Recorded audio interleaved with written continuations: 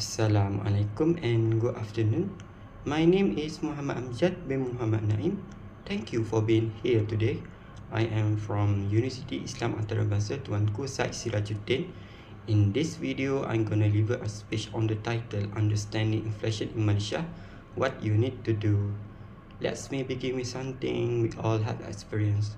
Imagine you walk into a shop to buy your favorite snack or personal item, and suddenly the price tag seems just a little higher than last week. This feeling of money not stretching as far as it used to is the everyday reality of inflation. So today I want to break down what inflation really means in the Malaysian context. What it happened, why it happened, how it impacts us, and how we can do about it. What is inflation? Inflation in simple terms is the general increase in price over time. When price go up, the value of our money goes down. We get less for the same amount of ringgits. The main way we measure inflation in Malaysia is through the Consumer Price Index (CPI), which tracks the cost of essential goods and services like food, fuel, house, and transportation. Some inflation is normal, even healthy, in a growing economy. But when it gets too high or unpredictable, it can hurt everyone, especially lower income families. There are few key reasons inflation happens here in Malaysia.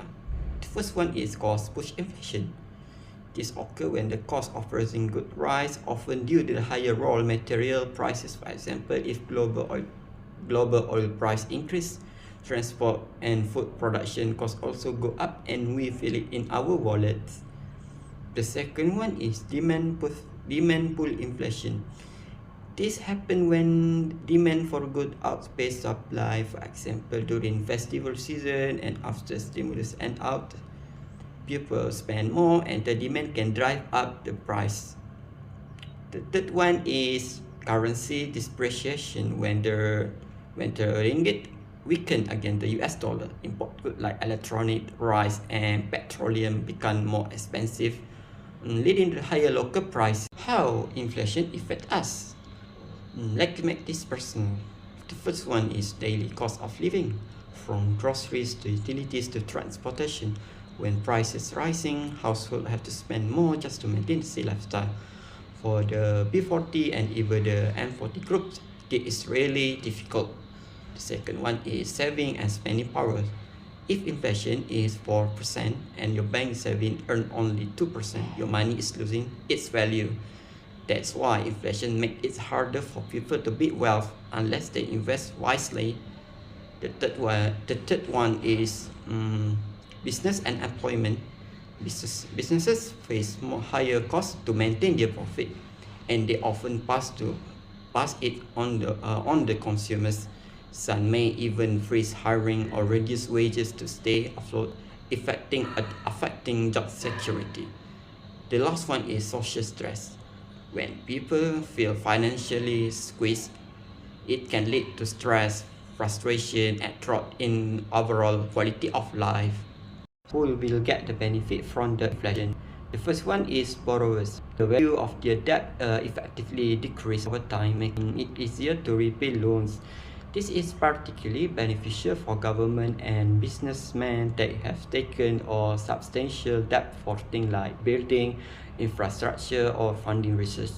The second one is the real estate investor.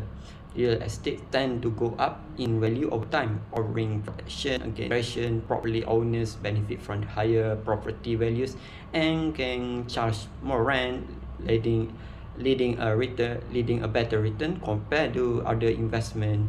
The third one is business with pricing powers. Companies that have significant control over their price can pass on increased costs to consumers without sacrificing demands. The businesses can maintain or even improve their profit margin during period of inflation. We saw this with several companies benefiting a great deal from a high inflation environment that followed the COVID-19 pandemic. What happened to Malaysia in recent years? Malaysia inflation rate has gone through ups and downs. In April 2025, US President Donald Trump imposed new tariffs on Malaysia import as a part of a broader trade policy shift. Initially, a 10% baseline tariff was applied to most countries, including Malaysia, effective April 5. Subsequently, on April 9, a higher 24% tariff, especially targeting Malaysia goods, came into effect, citing the US trade deficit with Malaysia as a rationale. What we can do about the inflation? While we can't control global oil price or exchange rate, we can take steps to protect ourselves.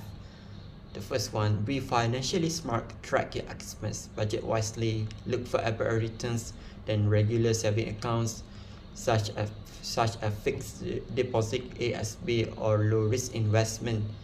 The second one, strengthen skills and income. In time of inflation, extra income goes a long way. Consider freelancing, online keep, or upskilling to move up in your careers. The last one is buy local when possible.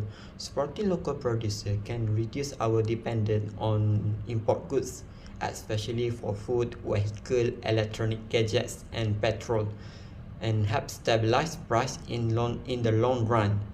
Last but not least, inflation might seem like a distant economic term, but it happens every day most of the time. By understanding what drives inflation, recognizing how it affects our life, and making smart choice, we can navigate this uncertain time. Let's not just complaining about the price going up.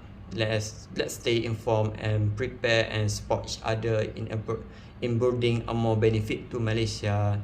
Thank you.